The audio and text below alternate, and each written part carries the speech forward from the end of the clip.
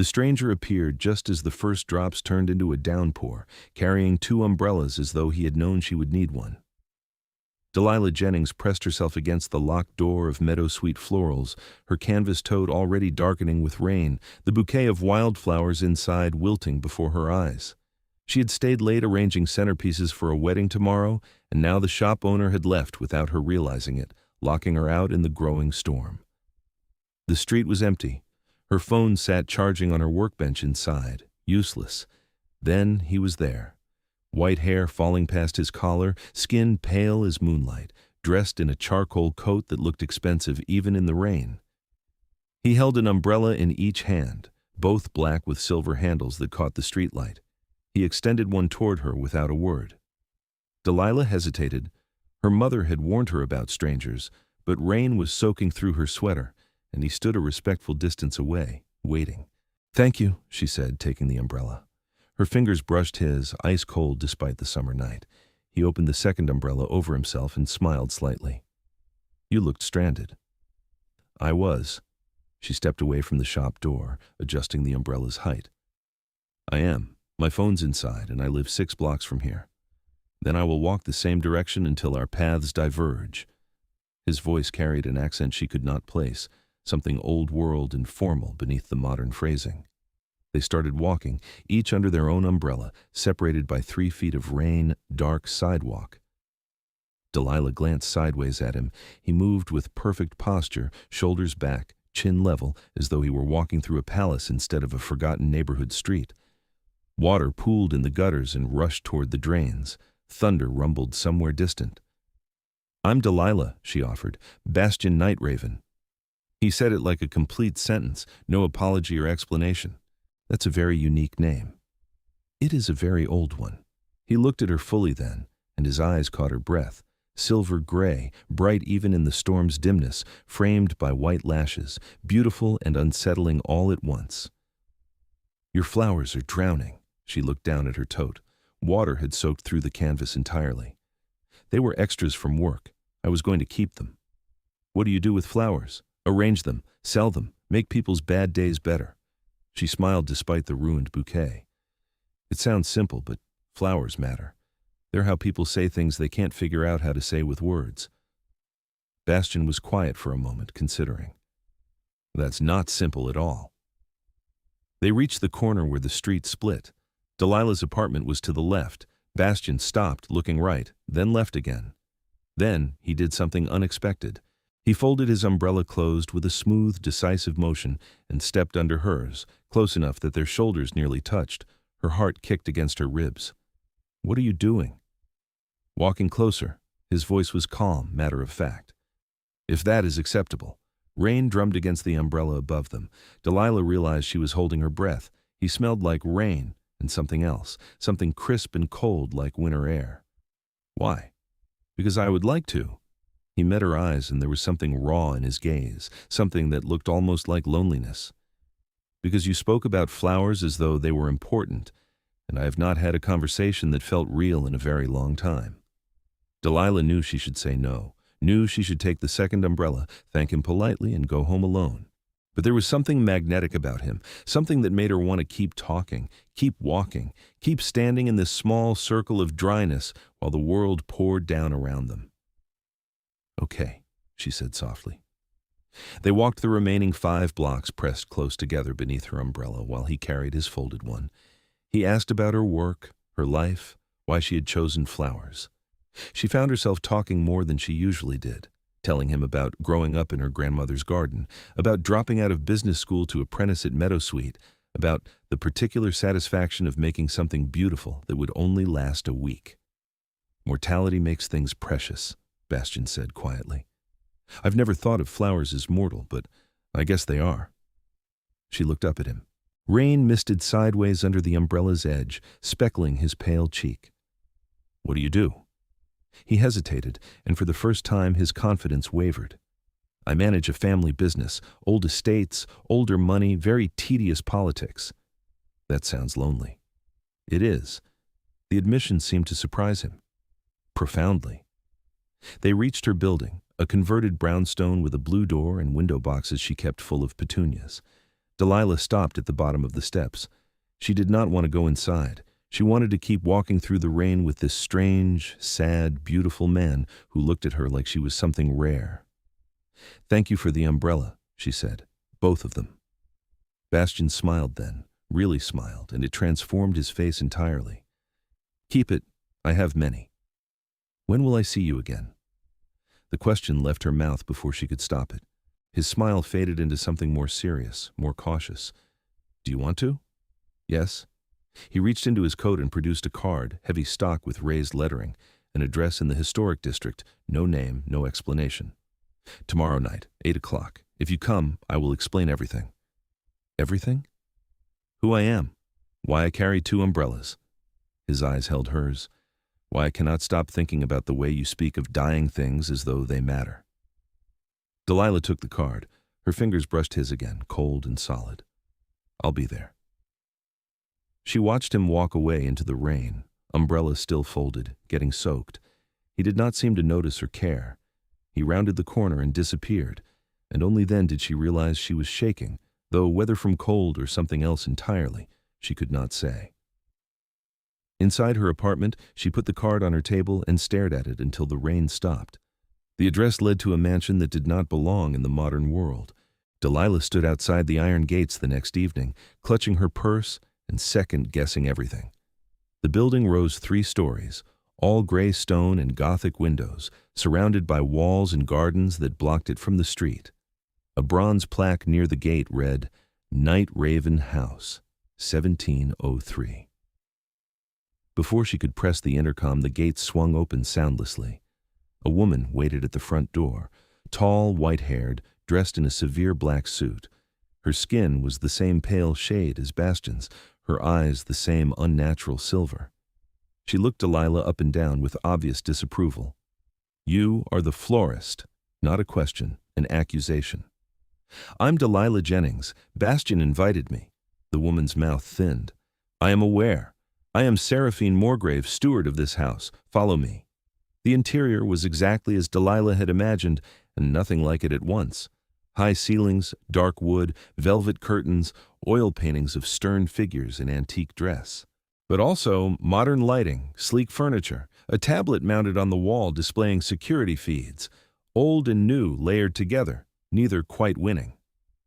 Seraphine led her through hallways that seemed to stretch impossibly long, then down a staircase into a lower level that felt less like a basement, and more like a palace transplanted underground. The walls were stone here, hung with tapestries. Candles burned in iron sconces even though electric lights lined the ceiling. At the end of the corridor, Seraphine stopped before a heavy wooden door. "He is inside.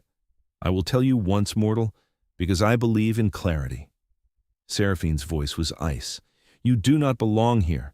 Whatever he has told you, whatever he wants, it cannot last. He is a king, and you are nothing." Delilah's temper flared. "Then why did you let me in?" "Because he commanded it, and I serve him." Seraphine opened the door. "Even when he is wrong." The room beyond was a library, floor-to-ceiling shelves stuffed with books in a dozen languages. A fire crackled in a marble fireplace. Bastien stood near the hearth, still dressed in dark colors, his white hair tied back. He turned when she entered, and relief flooded his face. "You came. You asked me to." Delilah stepped inside, hyper-aware of Seraphine's presence behind her. "What is this place?" Seraphine left without another word, closing the door firmly. Bastien gestured to a chair near the fire. "Sit, please. This will take some explaining." Delilah sat, pulse racing. "Start with the woman who just told me I'm nothing.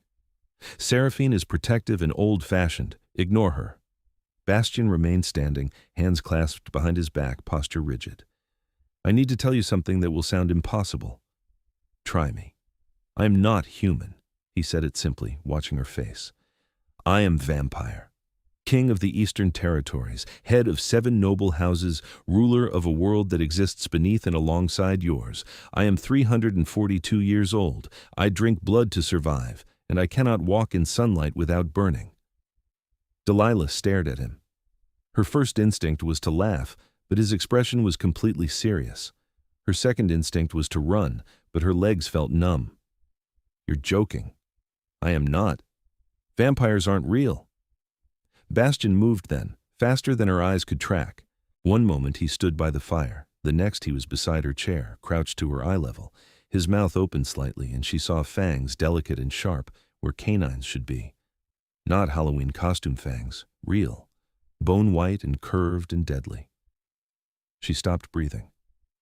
"We are very real," he said quietly, closing his mouth. "We have always been real. We simply hide well." Delilah's hands gripped the chair arms. Her mind spun, trying to reconcile the man from last night with the creature in front of her. "You drank blood? From people?" "From volunteers, exclusively. We have donors, contracts, medical oversight. It has been decades since any vampire in my territory hunted humans." He leaned back slightly, giving her space. "I would never hurt you, Delilah. That is not why I brought you here." "Then why did you?" "Because I have not been able to stop thinking about you since the rain." His voice dropped, rough with something like frustration. "Because in 300 years I have never met someone who made me forget what I am for even a moment. Because you smiled at me like I was just a man, and I wanted to be just a man so badly it hurt." Delilah's breath came back in a rush. She should leave. She should scream. But instead, she found herself asking, "If you're a king, why were you alone in the rain?" Bastien's expression shifted, something like pain crossing his face. "Because being king is the loneliest thing I've ever done. Because I spend my nights managing treaties and bloodline disputes and ancient grudges, and I wanted one evening where none of it mattered. So I went walking in your world, and I found you. You brought 2 umbrellas. I brought one for myself, and one in case I met someone worth sharing the rain with." He stood, offering his hand. "I brought you here because I want you to know the truth, all of it, and then I want you to decide if you can bear to see me again, knowing what I am." Delilah looked at his outstretched hand, pale, long-fingered, steady. She thought about the way he had smiled at her, the way he had listened like her words mattered, the way he had folded his umbrella and stepped close, choosing her company over staying dry. She took his hand. It was cold, but solid. Real. "Show me," she said. He showed her everything. The mansion was larger than she had thought, a labyrinth of rooms that descended deep underground. Bastien led her through halls lined with portraits of white-haired figures in clothing from every century. He named them as they passed: Bastien Nightraven, who had founded the Eastern Territories in 1342, Isolde Nightraven, who had brokered peace with the Western Covens, Marius Nightraven, his own father, who had ruled for 200 years before passing the crown to Bastien in 1890. "You've been king for over a century," Delilah said, trying to wrap her mind around it. 136 years. They descended another staircase, this one carved from black stone. "It feels longer." The staircase opened into a massive chamber that stole Delilah's breath. A throne room, Gothic and grand, with vaulted ceilings that disappeared into shadow. The throne itself was silver and black, carved with ravens and roses. Dozens of chairs lined the walls, each marked with a different crest. Candelabras taller than Delilah stood unlit in the corners. "This is where I hold court," Bastien said, "where the noble houses gather to advise me, argue with me, and occasionally try to undermine me." Why would they do that? "Because I am young by vampire standards, and I make decisions they dislike." He walked to the throne, but did not sit, just rested one hand on its arm. "I have banned non-consensual feeding. I have opened trade with human markets. I have allowed vampires to leave the territories if they wish, rather than binding them here by tradition. The older houses think I am destroying our culture. Are you? I'm trying to evolve it." He looked at her across the empty room. "We cannot survive by pretending the world has not changed. Humans have technology now, communication, ways to organize and fight back. If we continue to prey on them, they will eventually destroy us. Our only future is integration, cooperation, mutual survival." Delilah walked closer, her footsteps echoing. "That's why you go walking in the rain. You're not hiding from them. You're trying to understand them." "Yes." The word was soft, almost vulnerable. "And I found you." She reached the throne, standing just in front of him. "What happens now?" "Now I tell you the complicated part." Bastien's jaw tightened. Vampire royalty is expected to marry within the noble bloodlines. It is tradition, law, and political necessity all tangled together. The houses intermarry to maintain alliances, to keep power concentrated, to ensure the throne stays strong. Understanding dawned cold in Delilah's chest. You're supposed to marry a vampire. Yes, but you brought me here anyway. Yes. He reached out slowly, giving her time to pull away, and tucked a strand of her hair behind her ear. His fingers lingered against her cheek. Because I do not care about tradition. Because I think the bloodline laws are archaic and cruel. Because I want to choose my own future, and I wanted to include you. Delilah's heart hammered. You barely know me. I know enough. I know you see beauty in dying things. I know you laugh easily and speak honestly. I know you trusted a stranger in the rain and came to a vampire's house even though you were afraid. His thumb traced her jaw. I know I have lived for 3 centuries and never felt like this. Like what? Like I am not alone. She kissed him. She did not plan it, did not think, just rose on her toes and pressed her mouth to his. He froze for half a heartbeat, then kissed her back with a hunger that made her knees weak. His hands came to her waist, pulling her close. He was cold and solid and impossibly gentle, kissing her like she was something precious, something breakable. She threaded her fingers into his hair and felt him shudder. When they broke apart, both breathless, he rested his forehead against hers. This will be complicated, he whispered. I don't care. The houses will fight me. Let them. He laughed, low and disbelieving. You do not understand what you are agreeing to. Then explain it to me. She pulled back enough to meet his eyes. I'm not fragile, Bastien. I grew up poor, worked 3 jobs to pay for school, and chose flowers over stability. I know how to fight for what I want. His expression softened into something like wonder. What do you want? You, Delilah said simply. If you'll have me. He kissed her again, slower this time, deeper. When he finally pulled away, his eyes were bright. I will have you. I will keep you. I will defend you against every house and every vampire who objects. But you must understand, Delilah, they will object. Loudly. When? Tomorrow night. There's a gathering of the 7 houses. I was supposed to announce my choice of a bloodline bride. His mouth curved into something too sharp to be a smile. I'm going to announce you instead. Delilah's stomach flipped. Is that wise? No, but it is honest. He took her hand, threading their fingers together. Stay with me tonight. Let me show you this world before you decide if you can live in it. She stayed. Bastien gave her a guest room on the mansion's 2nd floor, all dark wood and soft lighting, with a bathroom larger than her entire apartment. He left her to settle in, then returned an hour later with a tray of food pasta, bread, wine, fresh strawberries. You eat human food? She asked, surprised. No, but you do. He set the tray on the small table by the window. I thought you might be hungry. You're taking care of me. I'm trying to. He watched her sit, then took the chair across from her. It has been a long time since I had someone to care for. Delilah ate while he talked, telling her about the noble houses, Morgrave, Seraphine's family, who controlled the northern estates and valued tradition above all else. Thornwell, a warrior house with a history of violence. Ashcroft, merchants who had transitioned to modern finance. Vane, scholars and historians. Silverus, artists and patrons. Corwin, diplomats. And his own house, Nightraven, the royal line.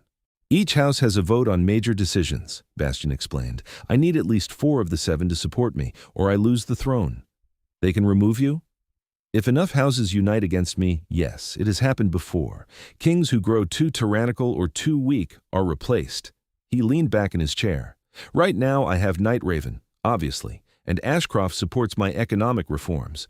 Vane approves of my education initiatives, but Morgrave, Thornwell, Silverus, and Corwin all want me to marry within the bloodlines. If I refuse, I lose their support. So you would have 3 votes out of 7. Exactly. Not enough. His fingers drummed against the chair arm. Unless I can convince one more house that changing the bloodline law is worth supporting. Delilah set down her fork. Why not just marry a vampire then? Keep your throne? Bastien looked at her for a long moment. Because I do not want a throne if it means losing you. The words hit her like a wave. She stood, crossing to him. He pulled her into his lap without hesitation, wrapping his arms around her waist. She fit against him perfectly, her head tucked under his chin. "You barely know me," she said again, but softer this time. "I know enough to be sure." His voice rumbled through his chest. "Delilah, I have had a century and a half to understand what matters. Power, wealth, legacy, they mean nothing if you are alone. I have been alone for so long. And then you appeared in the rain. And for the first time, I felt like I could breathe."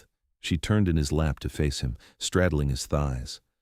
"What if I fall in love with you and you lose your throne? Then we will leave, go somewhere new, build a different life. You would give up being king? I would give up anything for you." He said it with such certainty that she believed him. "But I would prefer to keep the throne and change the laws, because other vampires will fall in love with humans too, eventually. If I run, I leave them trapped in the same system. If I fight, maybe I can break it open." Delilah traced the line of his jaw with her fingertips. "You're a good king." "I'm trying to be." She kissed him again, and this time he did not hold back. His hands slid up her back into her hair, pulling her closer. She felt his fangs against her lower lip, careful, never breaking skin. Heat built between them, urgent and overwhelming. She rolled her hips slightly and he groaned, pulling away just enough to speak. "We should stop." "Why?" "Because I want you too much." His eyes were molten silver, pupils blown wide. "Because you are human and breakable, and I am afraid of hurting you." Delilah cupped his face in her hands. "You won't. You do not know that." "Yes, I do." She kissed the corner of his mouth. "I trust you." He shuddered, then lifted her easily, carrying her to the bed. He laid her down gently and followed her onto the mattress, caging her in with his arms. "If I do anything that hurts or frightens you, tell me immediately." "I will."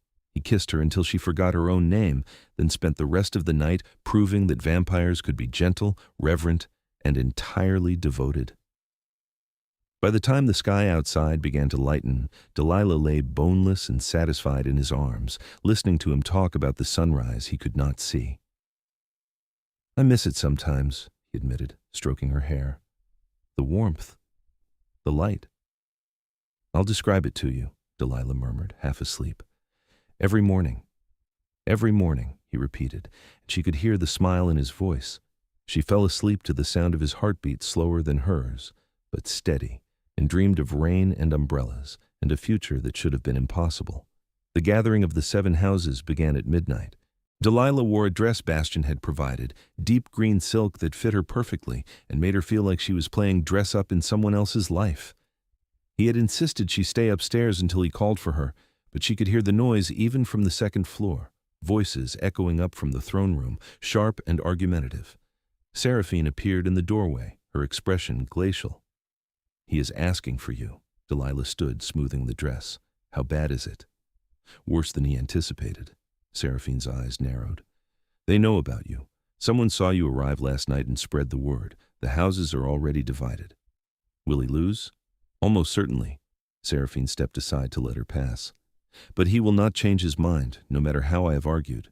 So you might as well face them." Delilah followed her down to the throne room.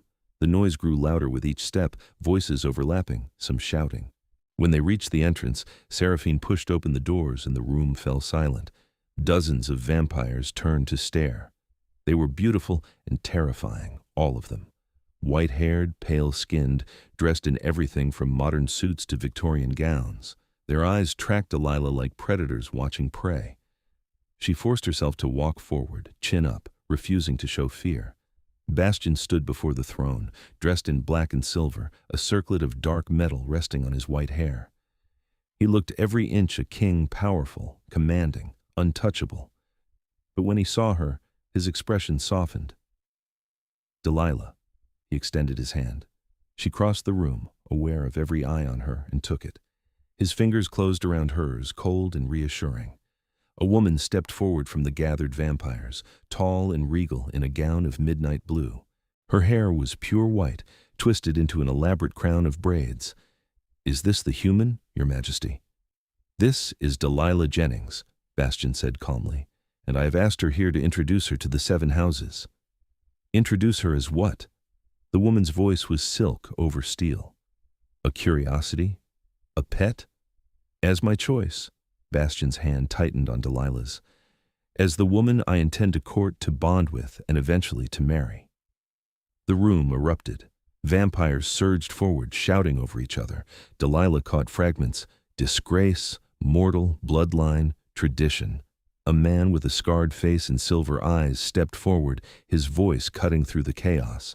You cannot be serious, Nightraven. You would throw away 3 centuries of law for a human girl? I would throw away 3 centuries of unjust law, yes. Bastien's voice was steady, unyielding. The bloodline requirement is archaic. It serves no purpose except to keep power within the same families. I am proposing we abolish it. The scarred man laughed bitterly. You are proposing we let any vampire mate with any human, weakening our lines, diluting our strength. I am proposing we let vampires choose their own futures. Bastien's eyes swept the room. How many of you have lived centuries alone because your bloodline match was cruel, or cold, or simply wrong? How many have denied yourselves love because tradition demanded it? Silence fell, tense and fragile. The woman in midnight blue spoke again. I am Lady Isolde Silvaris, head of House Silvaris. I have known you since you returned, Bastien. I have watched you grow into a fine king. But this is madness. If you marry a human, you set a precedent that will destabilize everything we have built. Or I set a precedent that finally allows us to live freely. Bastien stepped forward, pulling Delilah with him. Look at her. She is intelligent, strong, kind. She knows what I am, and she is not afraid. Why should her humanity disqualify her from standing beside me? A younger vampire in a sharp gray suit spoke up, his voice calmer. I am Lord Adrian Ashcroft. House Ashcroft supports the king's economic reforms, and we see merit in his argument. But Lady Silvaris is correct. This is a dangerous precedent. If vampires begin bonding with humans freely, what happens when those humans age and die? We are immortal. They are not. You are condemning yourself to loss. I am choosing love over eternity, Bastien said quietly. And if that makes me weak, so be it. Delilah's throat tightened. She squeezed his hand. Another vampire stepped forward, this one older-looking, with white hair to his waist and eyes like chips of ice. I am Lord Gregor Thornwell. My house values strength above all else. This human makes you weak, Nightraven.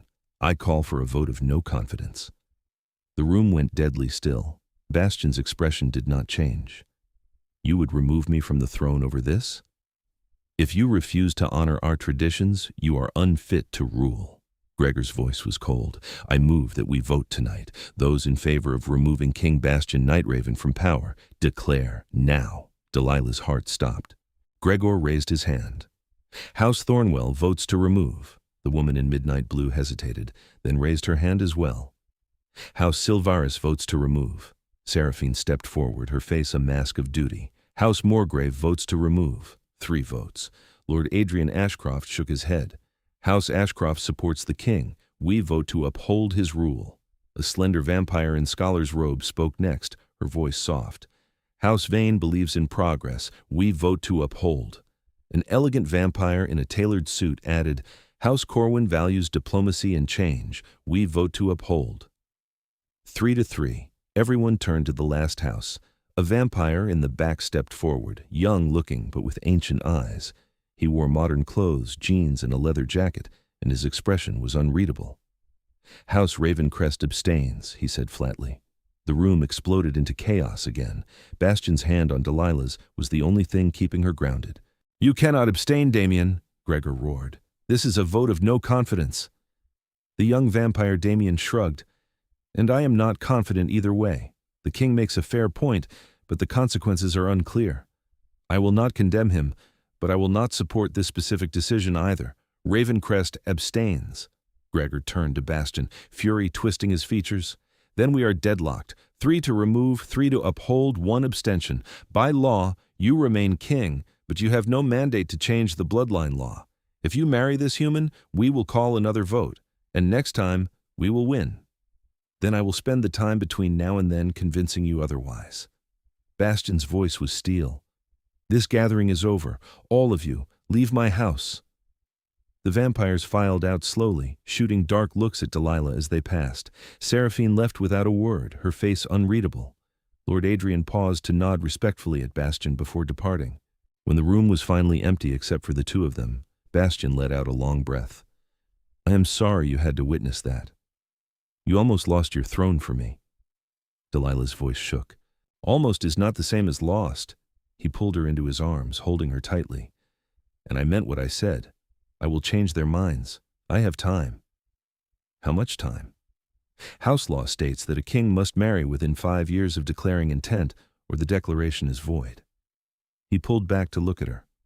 "I have 5 years to convince one more house to support me, or I will have to choose between you and the throne." Delilah's mind raced. "What if we convince the abstaining house, Ravencrest?" "Damien Ravencrest is famously neutral on everything. He has abstained from more votes than any house in history." Bastien's mouth twisted. "But perhaps that makes him the best target. He has no strong opinions, which means he might be swayed." "Then we start there." Delilah cupped his face, forcing him to meet her eyes. "I'm not letting you lose your throne, Bastien.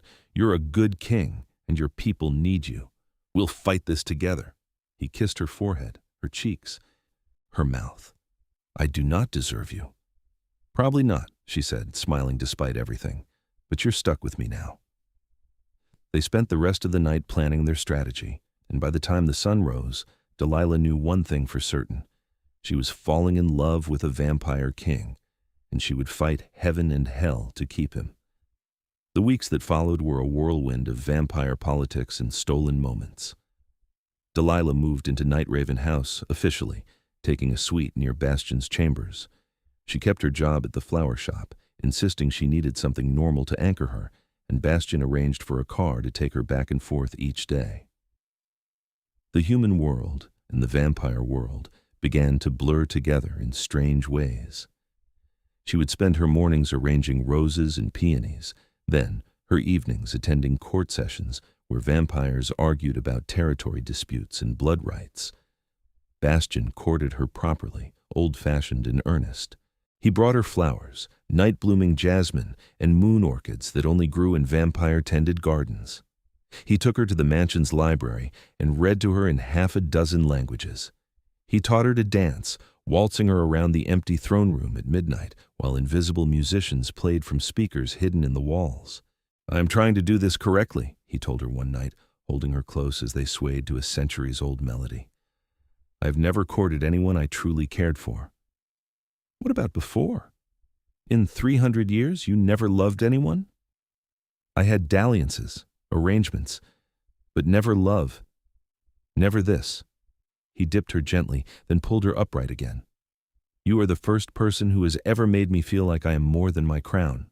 Delilah pressed closer, resting her head against his chest. "I'm scared." "Of what?" "Of not being enough, of you losing everything because of me." "You are more than enough." He stopped dancing, tilting her chin up. "And I am not losing. I am fighting. There is a difference." He was right.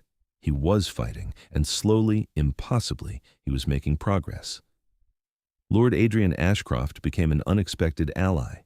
He visited Nightraven House often, bringing financial reports and trade agreements, but also asking Delilah about her life. She learned that Adrian had lost a human lover a century ago, before the bloodline laws were strictly enforced. He had been forced to watch her age and die while he remained frozen in time. "I understand what Bastien is risking," Adrian told Delilah one evening over tea. "He drank blood from a crystal glass while she sipped chamomile. And I support him. But you must understand, Delilah, the pain of loving a mortal is immense. When you die, he will carry that grief forever." "I know," Delilah said quietly. "We've talked about it. And you are still willing?" "I would rather give him 50 years of happiness than condemn him to an eternity alone." She met Adrian's silver eyes. "Wouldn't you have wanted that choice?" Adrian was silent for a long moment. Then he smiled sadly. "Yes, I would have." House Vane also warmed to her. Lady Alara Vane, the scholar in robes, invited Delilah to the Vane estate to see their library, a massive underground archive that smelled of old paper and magic. Ilara was curious about human literature, human history, human innovation. We have become too insular, Alara said, showing Delilah a collection of illuminated manuscripts. We study our own history endlessly, but we ignore the world changing around us. You represent that change. I find it fascinating. Is that why you support Bastien's reforms? I support them because stagnation is death, even for immortals. Alara traced the edge of an ancient text. If we do not evolve, we will eventually be destroyed. Your presence here, scandalous as it is, forces us to confront that truth. But not everyone was warming to the idea. House Morgrave remained hostile. Seraphine barely spoke to Delilah, her disapproval radiating like cold fire. House Thornwell sent threats veiled as formal letters, suggesting that Delilah might suffer an unfortunate accident if she continued to distract the king. House Silvaris was icily polite, but made it clear they would never support a human queen. And House Ravencrest remained frustratingly neutral. Damien Ravencrest was impossible to read. He attended court sessions but rarely spoke. He voted only when absolutely necessary, and always in whichever direction maintained balance. Bastien tried inviting him to private dinners, but Damien declined. Adrian tried leveraging old alliances, but Damien ignored him. He is a ghost, Bastien said in frustration one night. He has no passions, no loyalties, no weaknesses. I do not know how to reach him. Delilah had an idea. She asked around carefully, talking to the mansion's staff, mostly human, she learned, volunteers who worked for vampires in exchange for protection and payment. One of the kitchen workers mentioned that Damien Ravencrest had a younger sister, a vampire named Leora, who had fallen in love with a human man decades ago. The relationship had been forbidden under the bloodline laws. Leora had been forced to end it, and she had fallen into a deep depression that lasted years. She doesn't come to court anymore, the kitchen worker said. She lives alone in the Ravencrest estate and refuses to see anyone. They say she's heartbroken. Delilah brought the information to Bastien. What if we talk to her? What if we show her that things can be different now? Bastien considered it. Damien is protective of Leora. If we upset her, we might lose any chance of winning his support. Or we might give her hope and Damien will see that your reforms matter. Delilah took his hand. It's worth trying. Bastien arranged a meeting. The Ravencrest estate was smaller than Nightraven House, but more modern, all clean lines and glass walls. Leora met them in a sitting room overlooking a garden of night-blooming flowers. She was beautiful even by vampire standards, with hair like spun moonlight and eyes the color of storm clouds. But there was a sadness in her that was almost tangible. "Why are you here?" Leora asked, her voice flat. "Because I think you understand what I'm fighting for," Bastien said gently. Leora's expression twisted. "You are fighting for the right to love a human. I fought that battle decades ago and lost. What makes you think you will win?" "Because I am king, and I can change the laws if enough houses support me." Bastien leaned forward. "Leora, you were forced to give up someone you loved because of an outdated rule. If I succeed, no one will ever have to suffer that again." "If you succeed," Leora's voice was bitter. "But you will not. The houses will never allow it. They will vote you out first." Delilah spoke up. "What if they don't? What if we win? Would you want that?" Leora looked at her for the first time, really looked at her. "You are the human. I'm Delilah. You love him?" "Yes." "And you understand that you will age and die while he stays young?" Leora's voice cracked slightly. "You understand that you are choosing pain?" "I understand that love is worth the pain," Delilah said softly. "I understand that 50 years of happiness is better than nothing, don't you?" Leora's composure shattered. She covered her face with her hands, and when she spoke again, her voice was raw. "I think about him every day, every single day. I wonder if he is alive, if he is happy, if he found someone else. I wonder if he hates me for leaving. And I wish, more than anything, that I had been brave enough to fight for him the way you are fighting." Bastien moved to sit beside her, his voice gentle. "It is not too late, Leora. If I change the laws, you can find him. You can apologize. You can try again.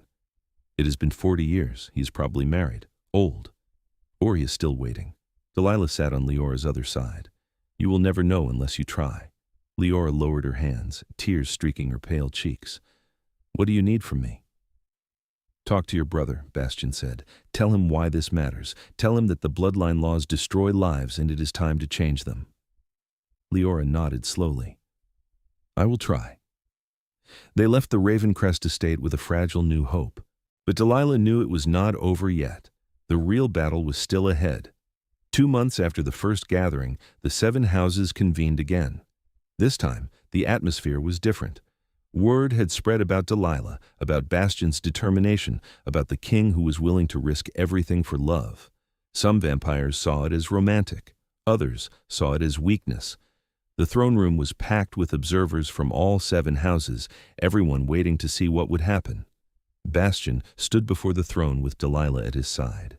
He wore his crown and his authority like armor, but his hand on hers was gentle. Lord Gregor Thornwell stepped forward, his expression hard. Have you changed your mind, Nightraven? Will you honor the bloodline laws?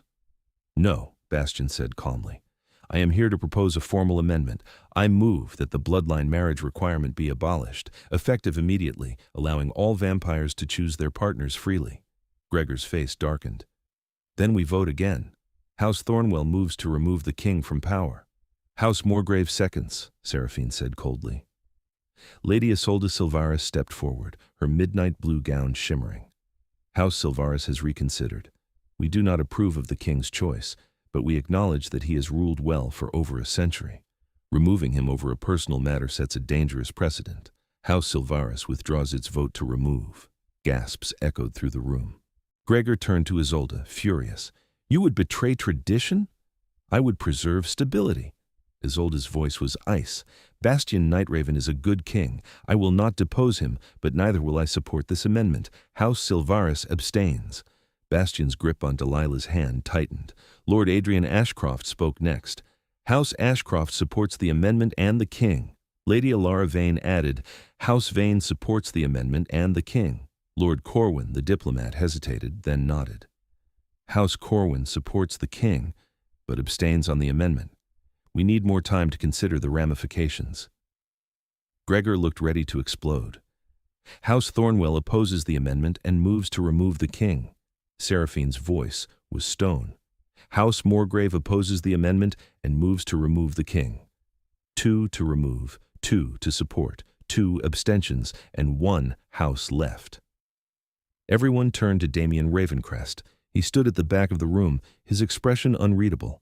He walked forward slowly, and Delilah's heart pounded so hard she thought it might burst. Damien stopped in front of the throne. He looked at Bastien, then at Delilah, then back to Bastien. My sister Leora came to see me 3 days ago, Damien said quietly. It was the first time she had left her rooms in a decade. She told me about a human man she loved 40 years ago. She told me that the bloodline laws destroyed her happiness and nearly destroyed her entirely. His voice grew stronger. She asked me to support this amendment. She asked me to help ensure no one else suffers as she has. Delilah stopped breathing. Damien turned to face the gathered houses. House Ravencrest supports the amendment, and we support King Bastien Nightraven. The room erupted. Gregor roared in fury, arguing that the vote was invalid, that Damien had been unduly influenced. But the law was clear. 3 houses supported the king and the amendment, Ashcroft, Vane, and Ravencrest. 2 houses opposed, Thornwell and Morgrave. 2 abstained, Silvaris and Corwin. Bastien had his majority. The bloodline law was abolished. Bastien pulled Delilah into his arms, holding her so tightly she could barely breathe. Around them, vampires argued and celebrated and shouted, but none of it mattered. They had won. We did it, Delilah whispered against his chest. You did it, Bastien corrected. You gave Leora hope, and she gave us victory. We did it together. She pulled back to look at him, tears streaming down her face. You didn't lose your throne. No, I kept it, and I kept you. He kissed her, deep and desperate, in front of the entire court. I love you, Delilah Jennings. I love you too, she said, laughing and crying at once. Seraphine stepped forward, her expression still cold but no longer quite so hostile. The king has won his amendment. The law is changed. But tradition is not so easily erased. If you truly intend to marry this human, Your Majesty, you must do so properly, publicly. Let the world see that you are serious. Bastien inclined his head. I will, and I will do it in a way that honors both our worlds. 3 months later, they held a wedding that bridged two worlds. It was not in the throne room, not in the underground palace. Bastien insisted on something that felt like Delilah, something that honored her humanity. So they held the ceremony in a garden, the mansion's grounds transformed with thousands of flowers. Delilah had arranged them herself with help from her co-workers at Meadowsweet Florals, roses and lilies and wildflowers cascading everywhere, filling the night air with perfume. The guest list was half vampire, half human. Delilah's family attended, her mother and her younger brother, both wide-eyed and nervous but supportive. Her friends from the flower shop came, dressed in their best and trying very hard not to stare at the white-haired, pale-skinned vampires mingling among them. The 7 houses attended as well. Lord Adrian stood beside Bastien as his second. Lady Alara brought ancient blessings from vampire tradition. Even Lord Gregor came, his disapproval clear, but his attendance a sign of grudging respect. Damien arrived with Leora, who looked healthier than she had in decades, a tentative smile on her face. Seraphine officiated, her voice ringing clear through the garden. We are gathered to witness the union of Bastien Nightraven, king of the Eastern Territories, and Delilah Jennings, daughter of the mortal world. This union represents a new era for our kind, an era of choice, of freedom, of love without boundaries. Delilah wore a dress of ivory silk with lace sleeves, her hair crowned with jasmine flowers. Bastien wore black and silver, his crown replaced with a simple circlet.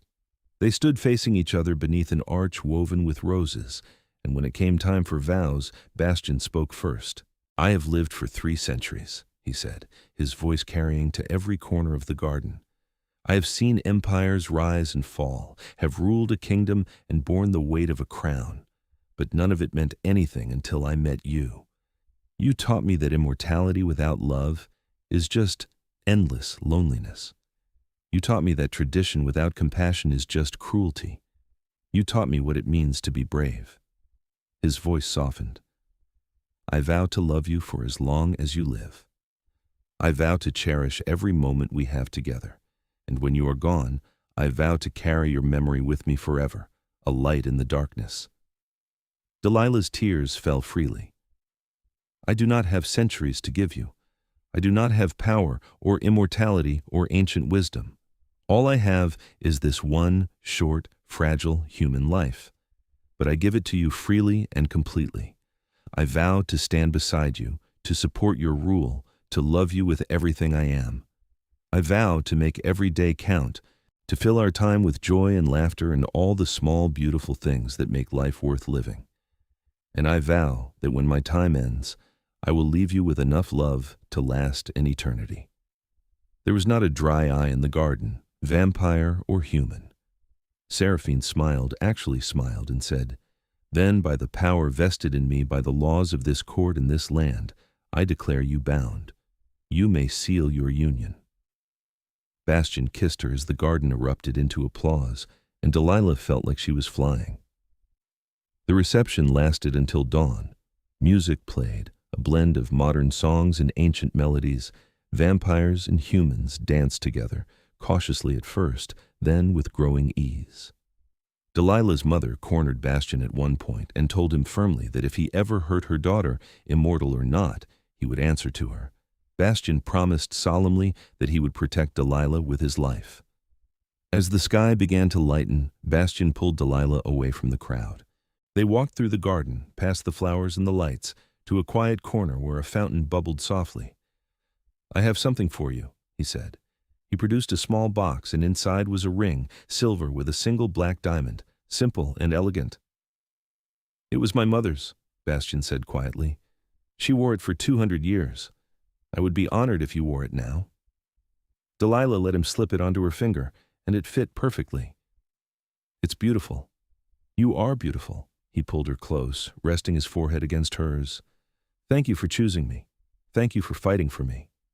Thank you for bringing 2 umbrellas, she said, smiling through happy tears. He laughed, the sound warm and free. I will bring you 1,000 umbrellas. I will walk beside you in every storm. I will love you until the end of your days and beyond. "That's all I need," Delilah whispered. They stood there as the sun rose, Bastien safe in the shadows while Delilah stepped into the light. She described the colors to him, the gold and pink and orange spreading across the sky, and he listened like it was the most important thing in the world. Life settled into a new rhythm after the wedding. Delilah continued working at the flower shop 3 days a week, refusing to give up the part of herself that had existed before vampires and royalty. The other 4 days, she attended court sessions with Bastien, learning the intricacies of vampire politics. She discovered she had a knack for negotiation, for finding compromises that satisfied old grudges and new ambitions. The houses began to respect her, slowly, as they saw that she was not just the king's wife, but a partner in his rule. Bastien implemented more reforms. He opened diplomatic channels with human governments, carefully and secretly, laying groundwork for a future where the two worlds might coexist openly. He modernized the donor system, ensuring it was ethical and transparent. He invested in vampire businesses that integrated with human markets, and every night, without fail, he came home to Delilah. They made their rooms in Nightraven House into a sanctuary. Books piled on every surface, flowers filled every vase, a large bed where they slept tangled together, Bastien cold and Delilah warm, balancing each other perfectly. They talked for hours about everything and nothing. They made love with a tenderness that never faded. They built a life that was strange and complicated and absolutely theirs. One evening, 2 years into their marriage, Delilah came home from the flower shop to find Bastien standing in the garden with 2 umbrellas. It was not raining. The sky was clear, stars bright above them. "What are you doing?" she asked, laughing. "Remembering," he said simply. He handed her one umbrella. They opened them, standing a few feet apart under the open sky. Then Bastien folded his umbrella and stepped under hers, close enough that their shoulders touched, just like that first night. "Why do you think I brought 2 that night?" he asked softly. Delilah looked up at him. "You said it was in case you met someone worth sharing the rain with." "I lied." His eyes held hers, silver and warm. "I brought 2 because I was lonely, and I wanted an excuse to get close to someone without seeming desperate. I thought if I offered you your own umbrella, you might feel safe enough to let me walk with you. And then, when I saw that you trusted me, I folded mine so I could be near you. Because even then, after knowing you for 10 minutes, I could not bear to be apart." Delilah's throat tightened. "You were already falling in love with me." "I was already lost." He kissed her forehead, "and I have been grateful every day since."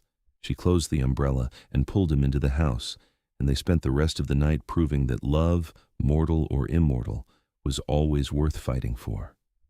The years passed. Delilah taught Bastien about human things he had forgotten or never known. They binge-watched television shows, ate takeout food in bed, went to concerts and art galleries and farmers' markets. She dragged him to her family's Thanksgiving dinners, where her mother fussed over him and her brother challenged him to video games. Bastien learned to laugh easily, to relax, to be something other than a king. She taught him that happiness was not found in grand gestures, but in small moments. Morning coffee, even though he could not drink it, just sitting together while she sipped, and he read the news. Holding hands while walking through the city at night, dancing in the kitchen to music only she could hear, him following her lead. Building blanket forts when she had bad days, him sitting inside with her until she felt better. In return, Bastien showed her his world in all its complexity. He introduced her to vampires from other territories, from other countries, expanding her understanding of what immortality meant. He taught her history the way only someone who had lived through it could, telling her about wars and revolutions and cultural shifts from personal experience. He shared his fears with her, his worries about the future, his lingering guilt over centuries of decisions that had hurt people. "You are not the same person you were 100 years ago," Delilah told him one night, tracing the line of his jaw. "You have grown. You have changed. That is what matters." "I have changed because of you," he said. "No. You changed because you chose to." He kissed her, slow and deep. "I choose you. Every day, every moment, I choose you." The years were not perfect. There were hard days. Days when Delilah felt the weight of being human in a world of immortals. Days when she looked in the mirror and saw the first lines forming at the corners of her eyes, the first threads of silver in her hair, and knew that Bastien would never age while she grew older. Days when she wondered if she was enough. But Bastien loved her through all of it. He told her she was beautiful every single day. He held her when she cried over the unfairness of mortality. He reminded her that their time together, however short in vampire terms, was more precious because it was limited. "I will have forever to remember you," he told her, "but I only have now to love you, so I will love you completely with everything I am for as long as you are here." Leora found her human lover, and they reunited after 40 years apart. He was old now, gray-haired and slow-moving, but he had never married, never stopped loving her. They had 10 years together before he died, and Leora said they were the happiest years of her long life. She attended court again after his death, sad but no longer broken, and she became one of Delilah's closest friends. House Morgrave eventually warmed to the new laws. Seraphine even apologized to Delilah one evening, stiffly but sincerely. "I was wrong about you. You have been good for him, good for all of us." The world changed slowly but steadily. More vampires began forming relationships with humans, tentatively at first, then with growing confidence. The laws Bastien had fought for gave them the freedom to choose their own happiness, and the kingdom flourished because of it. And through it all, Delilah and Bastien loved each other fiercely, deeply, completely. They had 37 years together. 37 years of laughter and tears and everything in between. 37 years of walking through rain and sunshine, always side by side. 37 years of building a life that should have been impossible, but was somehow, miraculously, real. When Delilah's health began to fail, Bastien held her through every moment. He sat beside her hospital bed, holding her hand, reading to her, telling her stories about the future he would build in her honor. She was 73, her hair white, her hands fragile, but her eyes still bright when she looked at him. "I'm not afraid," she told him one quiet evening. "I am," he admitted, his voice breaking. "I'm terrified." "You will be all right," she said gently. "You are stronger than you think. I do not want to be strong. I want you to stay. I will stay. Just not in the way you want." She touched his face with trembling fingers. "I will stay in every flower you see, in every rainstorm, in every person you help, every law you change, every kindness you show. I will stay in your heart, Bastien. Forever." He pressed his face to her hand and wept. She died 3 days later, peacefully, with Bastien holding her hand and whispering that he loved her. The funeral was held in the same garden where they had married. Thousands attended, vampire and human alike, all of them mourning the woman who had changed a kingdom. They buried her beneath a willow tree, and Bastien planted night-blooming jasmine around her grave, the flowers she had loved most. He did not leave the garden for days. Seraphine found him there on the 4th night, sitting beside the grave, staring at nothing. "Your Majesty," she said gently, "the court needs you." "Let them wait," Bastien said, his voice hollow. "She would not want you to break." "She is gone, Seraphine. I do not know how to survive this." Seraphine sat beside him, something she had never done before. "You survive the way she taught you, one moment at a time. You wake up tomorrow. You attend court. You keep fighting for the world she believed in. You honor her by living." Bastien looked at her, eyes red-rimmed. "How?" "The same way any of us endure loss. You carry her with you. You let the grief shape you without destroying you." Seraphine's voice was surprisingly kind. "She loved you enough to give you her whole life, Bastien. Do not waste that gift by giving up." He nodded slowly. "I will try. That's all anyone can ask." Bastien returned to court the next night. He was quieter than before, sadder, but still present. He threw himself into his work, expanding the reforms Delilah had inspired. He opened the first vampire-human community center, a place where both worlds could meet safely. He funded scholarships for humans interested in studying vampire culture, and for vampires interested in studying human innovation. He built bridges everywhere he could, determined to create the world Delilah had believed in. And every year, on the anniversary of the night they met, he went walking in the rain carrying 2 umbrellas. He would walk alone for blocks, one umbrella over his head, one folded in his hand, remembering. Then he would stop in front of the flower shop where he had first seen her, close his umbrella, and stand in the rain, letting it soak through his clothes and his hair until he was drenched. It was the closest he could come to feeling her presence, to remembering what it was like to choose closeness over comfort. People began to notice. Humans and vampires alike would see the king standing in the rain, and they would understand that he was mourning. Some would leave flowers at the base of the shop door. Others would simply stand nearby, silent company in his grief. 50 years after Delilah's death, Bastien stood in the rain again. But this time, someone approached him. A young woman, human, with kind eyes and a bouquet of jasmine. "Your Majesty? I work at Meadowsweet now. I heard the story about you and Delilah. I wanted to say thank you." Bastien looked at her, surprised. "For what?" "For fighting for us, for changing the laws, for proving that love matters more than tradition." She held out the jasmine. "My girlfriend is a vampire. We're getting married next month because of what you did, because you loved Delilah enough to fight the whole world." Bastien took the flowers, his hands shaking. "What is your name?" "Clara." "Clara, I'm honored to have played a part in your happiness." His voice was thick. "I hope you have many years together." "We will, because of you." Clara smiled. "She's waiting for you, you know, Delilah. Wherever people go when they die, she's waiting, and she's proud of you." Bastien's composure cracked. He held the jasmine to his chest and let the rain mix with his tears. "Thank you for telling me that." Clara left him there, and Bastien stood in the rain until dawn, holding the flowers and feeling, for the first time in decades, something like peace. He had loved and been loved. He had fought and won. He had changed the world because a woman with flowers and a bright smile had trusted a stranger in the rain. And though she was gone, her impact remained, woven into the fabric of everything he did. Bastien Nightraven ruled for 2 more centuries. He never remarried, never loved again, but he was not empty. He carried Delilah with him in every decision, every reform, every moment of kindness.